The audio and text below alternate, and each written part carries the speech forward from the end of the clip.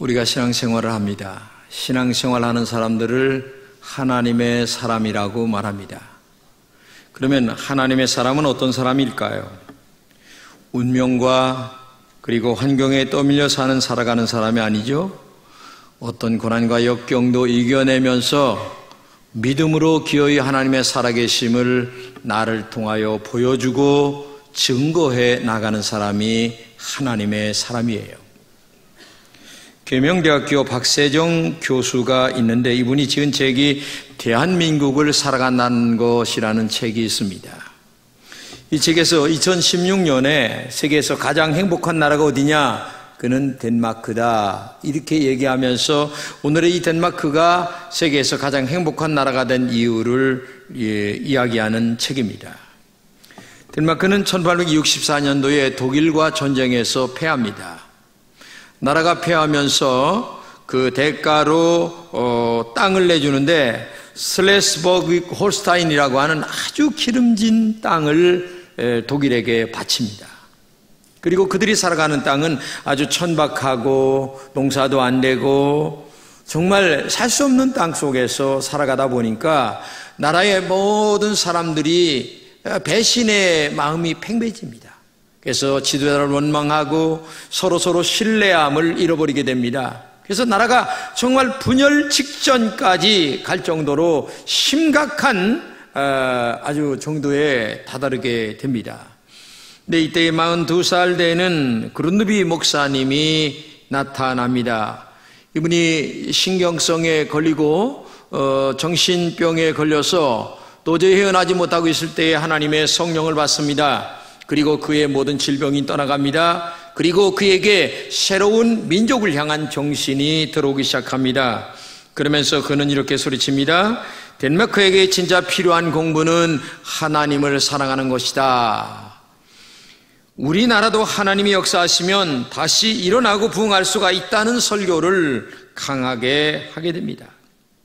그리고 덴마크 청년들에게 정말 예수의 정신을 심기 시작합니다. 그룬드비 목사님이 덴마크를 살리기 위해서 내세운 표가 뭐냐? 지옥 같은 문에서 돌아서자라는 말입니다. 한마디로 얘기하면 지금 지옥같이 서로 반목하고 누구를 원망하는 이때가 아니다. 우린 여기에서 돌아서서 새로운 민족의 앞날을 향하여 우리가 힘차게 달려가야 된다는 것을 강력하게 설교를 하게 되죠. 그래서 회개하고 믿음으로 살자, 이런 말씀이었어요. 그러면서 세 가지 슬로건을 내걸는데 첫째는 뭐냐? 하나님을 사랑하자. 둘째가 뭐냐? 조국을 사랑하자. 셋째가 뭐냐? 이웃을 사랑하자. 그런데 이 그룬드비 목사님의 설교를 듣고 그 천박한 땅에서 많은 사람들이 힘을 모아 나라를 일으키기 시작하는데 지금 100년이 좀 넘었지만은 지난 지금에 와서는 전 세계에서 가장 잘 사는 나라가 덴마크라고 하는 나라가 됐다고 하는 그런 이야기입니다. 예수님께서 우리에게 가르치신 첫 계명이 뭡니까? 내 마음을 다하고 목숨을 다하고 뜻을 다하여 하나님을 사랑하라, 이렇게 말씀하셨습니다. 하나님을 사랑하는 것이 하나님의 마음을 감동을 드리는 것입니다. 하나님을 사랑하는 것이 복을 받는 지름길입니다. 하나님을 사랑하면 하나님께서 우리의 인생을 책임져 주십니다. 그래서 우리는 어떤 것보다도 하나님을 사랑하는 마음이 나에게 있어야 된다는 것을 알아야 됩니다. 여러분, 창세기에서부터 계시록까지 계속 말씀하시는 한마디가 뭔 줄 아세요? 하나님을 사랑하라. 그러면 너의 인생을 내가 책임져 준다라는 얘기입니다. 그 말 한마디가 성경에 기록된 전체라고 해도 과언은 아닙니다. 우리가 하나님의 말씀을 확실하게 믿는다면 하나님을 사랑하지 않을 수가 없습니다. 성경은 하나님이 어떤 분인가를 우리에게 말씀하고 계십니다. 전능하시고 살아계신 분이십니다. 하나님을 사랑하면 하나님의 말씀대로 살아가게 됩니다. 믿음으로 살아가게 됩니다. 계명대로 살려고 애썼습니다. 그러면 하나님이 우리를 다시 사랑해 주십니다. 하나님이 사랑해 주시는 사람은 어디를 가든지 하나님이 책임져 주시고 그의 앞길을 축복으로 인도해 주시는 것이죠. 오늘 본문의 내용이 이런 얘기입니다. 다윗이 사울 왕에게 쫓깁니다. 사울 왕 때문에 엄청난 고난을 당합니다. 그러나 다윗은 사울 왕과 싸우지 않습니다. 죽일 수 있는 기회가 2번이나 있었는데도 불구하고 하나님께 기름 부음 받은 종을 내가 어떻게 할 수 있겠느냐라고 하면서 하나님께 모든 것을 맡기면서 정말 믿음으로 하나님 말씀대로 살아갑니다. 그러면서 늘 마음속에 하나님은 살아계셔, 내 마음을 아셔, 나를 축복하실 거야, 하나님은 전능하신 분이야 믿으면서 꿈에서도 하나님을 잊어본 적이 없이 늘 살게 되죠. 그런데 어느 날이었습니다. 길보아 전투에서 사울 왕과 그의 아들이 죽습니다. 그리고 나서 다윗이 왕이 되는데 너무너무 감격하여 그 은혜를 기록한 것이 오늘 본문의 내용이에요.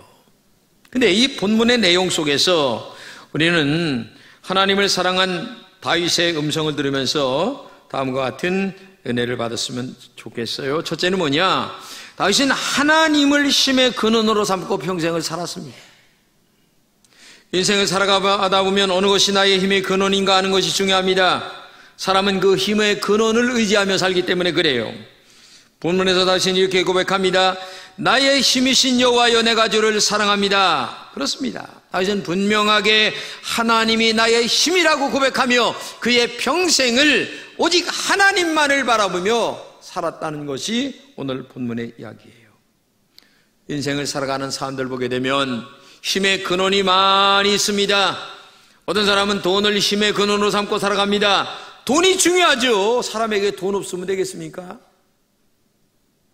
그런데 돈이 하나님보다 더 위에 있으면 안 된다는 얘기예요.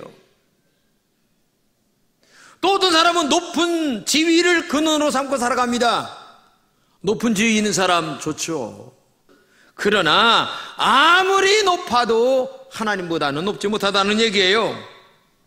어떤 사람도 명예를 근원으로 삼고 살아간 사람도 있어요. 명예를 아주 좋아합니다. 그래서 여기 가도 이 명예, 저기 가도 저 명예를 너무너무 좋아합니다. 그래서 그런 것들이 돈, 아니면 명예, 아니면 물질, 아니면은 시위, 이런 것들이 그의 인생의 수단으로 삼고 살아가는 사람들이 너무나 많이 있어요. 우리가 살아가는데 이런 것들이 정말 필요한 것입니다. 높은 사람도 필요하고, 돈도 필요하고, 명예도 필요하고, 뭐 필요 없는 것 없어요. 그런데 중요한 것은 이런 것들과의 나와의 영적 관계가 어떤 것인가를 굉장히 중요하게 생각해 봐야 돼요. 돈도 필요하고 명예도 필요하고 다 필요합니다. 그런데 나는 정말 하나님과의 관계 속에서 이런 거의 관계가 어떤 관계 유지를 갖고 살아가느냐, 이게 중요한 겁니다. 성경 전체에서 얘기하는 말이 뭐냐? 하나님은 최고로 높으신 분이시기 때문에 너의 인생에서 하나님이 1번이어야 된다. 돈보다도 먼저 하나님, 명예보다도 먼저 하나님, 어떤 지위 높은 분보다도 나는 하나님이 더 높아 라고 하는 마음의 신앙 정리가 확실하게 되어 있을 때에 그 하나님이 우리의 인생을 인도하시고 축복해 주신다는 거예요. 오늘 여러분들이 주일날 와서 예배를 드립니다. 이 예배가 굉장히 중요한 게 영적으로 보게 되면, 왜냐?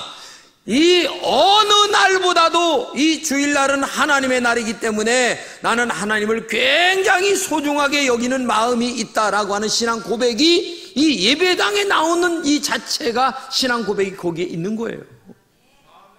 그렇기 때문에 예배를 드린다라고 하는 것 자체도 중요하지만 예배 드리러 오는 이 일 자체가 나에게서는 하나님이 1번입니다 라고 하는 신앙 고백 자체가 여기 있는 거예요.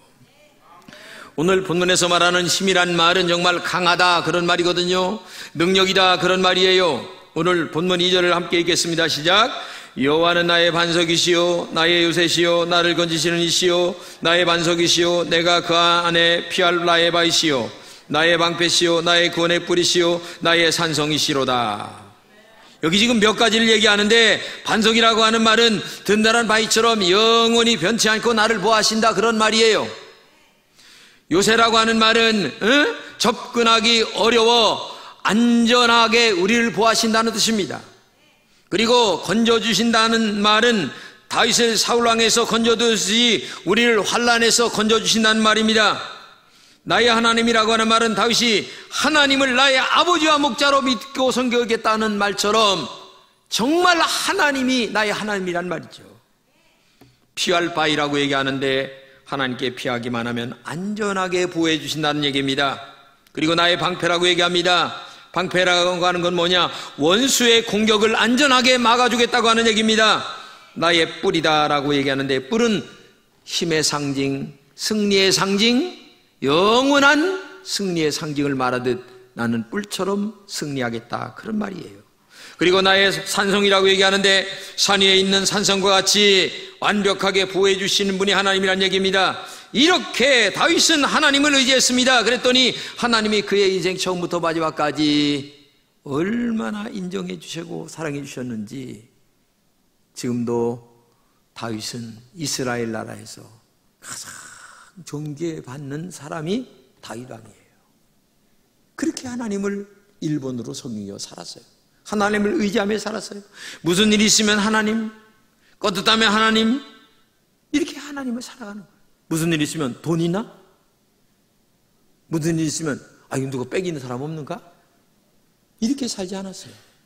하나님께 먼저 생각하고 하나님 먼저 기도하고. 캘리포니아에서 지진이 났습니다. 모든 사람들이 난리가 났죠. 너 나이 많은 권사님께서 놀랍게도 이렇게 난리를 치는 이때에 이분은 조용히 자기 집에 앉아서 기도를 하는 거예요. 그러니까 다른 사람들이 나중에 일이 끝난 후에 가보니까 집안에서 아무렇지도 않게 앉아있는 그에게 묻는 거예요. 왜 거기서 도망가지 않고 가고 있었느냐? 나는 이렇게 흔드는 하나님의 능력을 나는 믿는다. 내가 나간다고 해서 문제 해결되는 것도 아니고 집안에 있는다고 해서 문제가 해결이 안 되는 것도 아니고 나는 그 하나님의 능력을 믿으면서 집에서 조용하게 기도했다. 그랬더니 하나님께서 이렇게 안전하게 지켜주셨다라고 하는 글을 제가 보았습니다. 그렇습니다. 하나님을 힘의 근원으로 삼고 사는 사람은 담대합니다. 하나님을 힘의 근원으로 삼고 살아가는 사람은 어떤 어려움에 있어도 용기 있게 살아갑니다. 하나님이 나를 넘어지지 않게 하시는 반석으로 감싸주시기 때문에 그렇습니다. 요새로 막아주시기 때문에 그렇습니다. 그렇기 때문에 오늘도 하나님의 그 전능하신 능력을 믿으면서 여러분이 어떤 경우에도 하나님이 여러분의 힘의 근원이 되시기를 주님의 이름으로 축복합니다. 두 번째는 다윗은 환난 중에 하나님께 기도로 평생을 살았습니다. 신앙생활이 뭐냐? 한마디로 얘기하면 기도생활이 신앙생활이다. 기도가 뭐냐? 하나님의 도움을 청하는 것이기 때문에 그렇습니다. 오늘 본문 이렇게 얘기합니다. 내가 환난 중에서 여호와께 아뢰며 나의 하나님께 부르짖었더니 이렇게 말합니다. 다윗은 고난이 있을 때마다 하나님께 부르짖어 기도했습니다. 정말 울면서 하나님께 기도했어요. 그랬더니 하나님께서 다윗의 기도를 들으셨어요. 응답하셨어요. 그래서 다윗은 어디를 가든지 화살이 날아오는데도 뼈하게 요 귓전 밖으로 지나가는 거예요. 창이 날아오는데도 가슴을 뚫는 게 아니라 옆으로 지나가는 거예요. 참 놀라운 일이죠, 이게. 이게 하나님의 역사예요. 그렇기 때문에 오늘도 기도 없이 잘 된다는 거 여러분 너무 좋아하지 마세요. 왜냐하면 기도 없이 잘 되면 이 인간의 마음은 교만해져요. 내가 기도 안 해도 잘 되는데 교회 열심히 나갈 필요가 있는가? 그러나 길고 짧은 건 대봐야 돼요. 길고 짧은 것은 오늘 어느 한 건에 대해서만 얘기하지 말고 오랜 시간을 걸치면서 하나님의 역사하심이 어떤 것인가를 내 인생 속에서 얘기할 수 있을 때에 이게 진짜 신앙이고 믿음이지 어느 한 건에 대해서만 얘기하지 말란 얘기예요. 그렇기 때문에 기도하지 않는 것은 하나님을 사랑하지 않는 것이고, 기도한다고 하는 말은 하나님의 의지를 바라보며 사랑한다는 얘기예요. 그러므로 신앙생활은 기도생활이고, 기도생활이 신앙생활이다 이렇게 말해도 과언은 아니에요.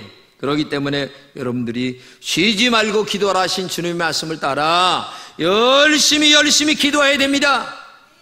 제가 저녁마다 나와서 기도를 하는데 많은 분들이 나와서 기도를 하세요. 정말 감사하죠. 우리 교사 선생님들은 여러 프로그램을 진행하기 위하여 기도하시는 분들도 많이 만나게 되는데, 정말 기도가 살아있는 교회, 기도가 움직이는 교회, 기도가 하나님의 마음을 감동하는 교회는 하나님의 역사가 거기에 함께할 줄로 믿습니다. 성경에 보게 되면 이사야 선지자는 성전에 올라가 기도하다가 세 가지를 발견하게 되는데, 첫째는 뭐냐? 성전에 올라가서 기도하다가 하나님을 만나게 돼요. 놀라운 일입니다. 사실 이 이사야 선지자가 그때 어려움이 있었어요. 그래서 마음에 답답한 걸 가지고 성전에 올라가서 기도하는데, 영안이 열리면서 하늘의 천사들이 이 성전 안에 가득한 것을 보면서 깜짝 놀라는 거예요. 그러면서 천사들이 날아다니면서 노래를 하는데, 하나님의 영광을 노래하는데, 하나님의 그 옷깃이 성전 안에 가득한 걸 보면서 너무너무 깜짝 놀라는 거예요. 말로만 듣던 하나님이 진짜 살아계시네? 내가 하나님을 만났어? 기도하다 보면 하나님 만나는 거예요. 그렇기 때문에 오늘도 여러분 기도하다가 하나님 만나는 은혜가 있기를 축복합니다. 둘째는 이사야는 성전에서 기도하다가 자신을 발견합니다. 하나님을 만나고 나니까 하나님 앞에서 내가 누군가를 확실히 알게 되는데, 얼마나 큰 죄인인가를 알게 되는 거야. 하나님의 그 밝은 빛 앞에 내가 보니까 너무나 초라한 거야. 그냥 이렇게 보니까 저 사람은 대단한 것처럼 보이고 뭐 죄 없는 것처럼 보일지 모르겠지만은, 그러나 하나님의 밝은 눈 앞에는 다 죄인이에요. 성경에 보게 되면 마음속으로 짓는 죄도 죄다. 그렇죠? 그러니까 뭐 나는 죄 없다 얘기할 사람이 한 사람도 없다는 거죠. 그래서 성경에 말하는 것처럼 의인 없나니 하나도 없다.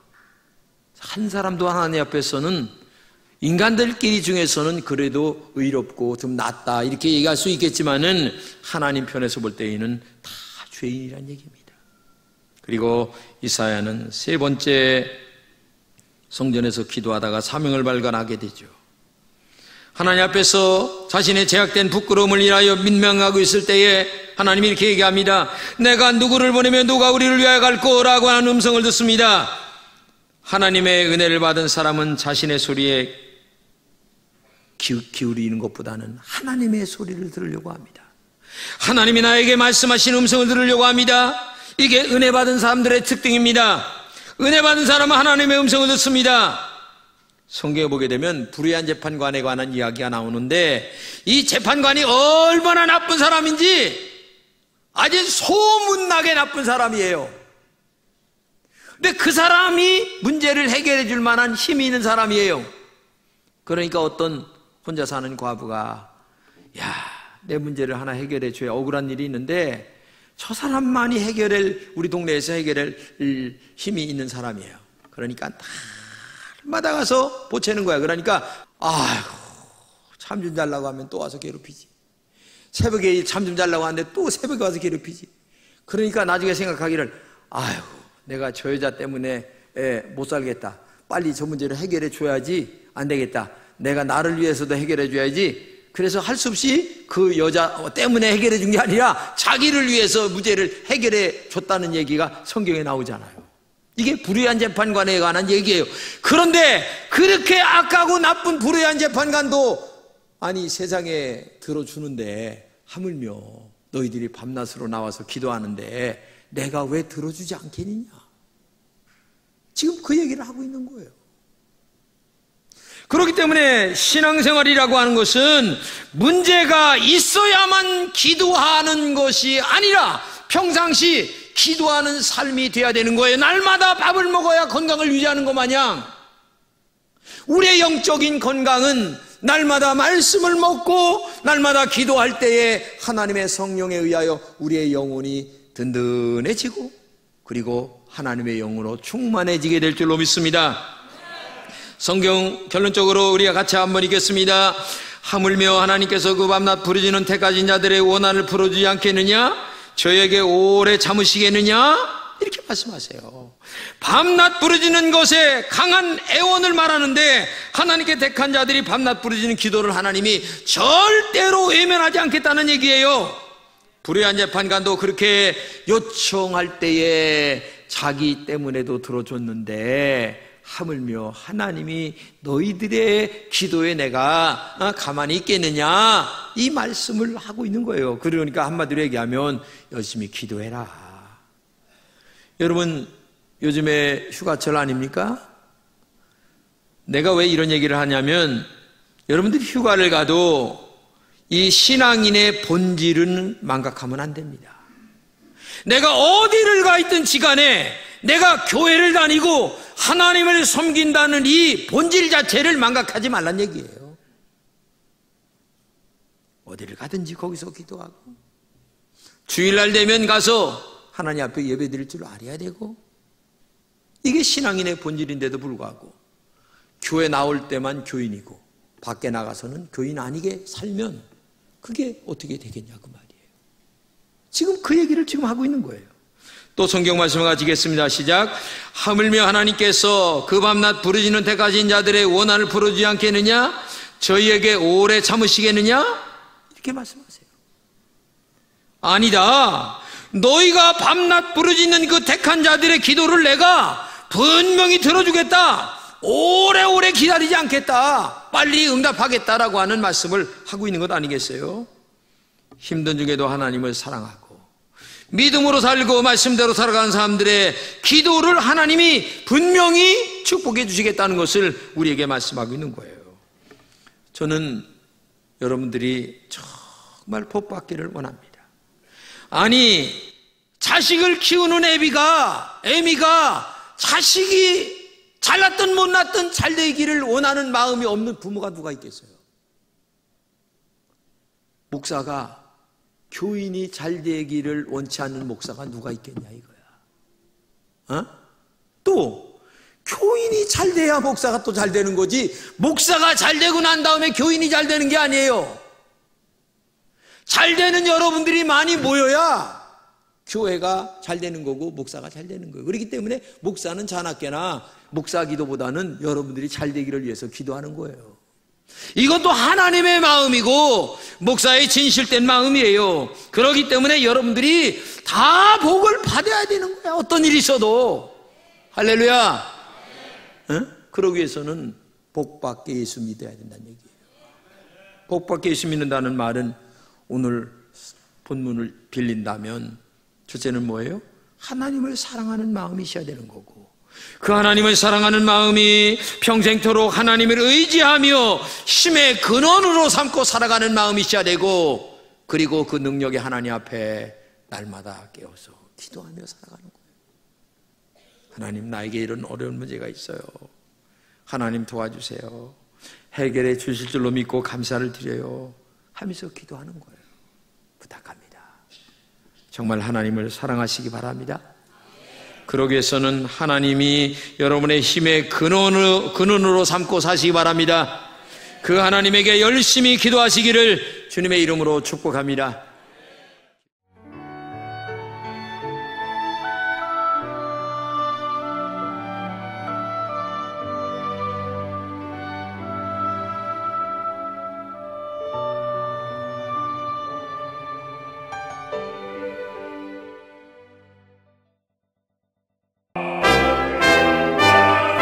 제18회 CBS 전국 청소년 음악 콩쿠르가 9월 9일 청주대학교에서 열립니다. 청소년 음악 콩쿠르는 초중고 대학 일반부로 나눠 피아노와 관악, 현악, 성악, 작곡 부문별로 재능을 겨루게 됩니다. 대상에는 문화체육관광부 장관상과 상금 500만 원이 주어지며 각 부문별 최우 수상에는 100만 원의 상금이 주어집니다. 신청은 14일부터 31일까지며 자세한 사항은 청주 CBS 총무국으로 문의하시기 바랍니다. 청소년 여러분의 많은 참가 바랍니다.